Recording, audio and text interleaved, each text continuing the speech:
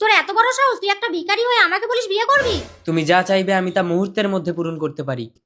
তুই নিজেই একটা ভিখারি, নিজের ইচ্ছে পূরণ করতে পারিস না, আমার ইচ্ছে কি পূরণ করবি? একবার চেয়েই তো দেখো। বাড়িতে আমার দিদি অসুস্থ, তুই যদি ভালো করে দিতে পারিস তাহলে আমি তোকে বিয়ে করব। বাটির উপরে বাটি, জমের দিব্যি কাঠি। এ কি শূন্যের উপরে বসে আছে? ডাক্তারবাবু, সরি, আপনার মেয়েকে বাঁচাতে পারলাম না।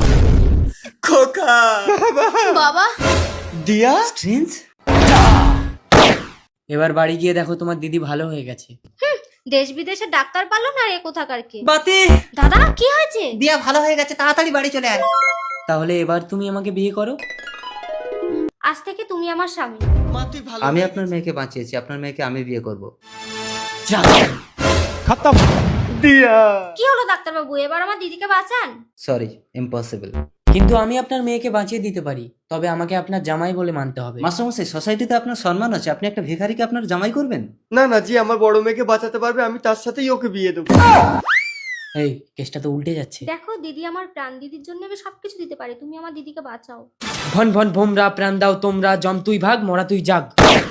বাবা আমি বেঁচে গেছি। আস্তে আস্তে, এবার আপনি তিয়াকে আমার হাতে তুলে দিন মাস্টারমশাই। না না জি, আমার বড় মেয়েকে বাঁচিয়েছে, আমি তার সাথেই ওকে বিয়ে দেবো।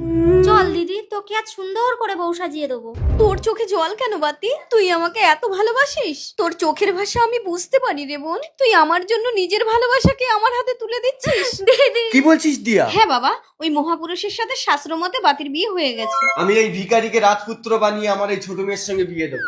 ডাক্তার বাবু, আপনার চেম্বারে আমাকে একটা নার্সের কাজ দেবেন? দিয়া, বাতি। দিয়া আর বাতি। টুকুরু টুকুর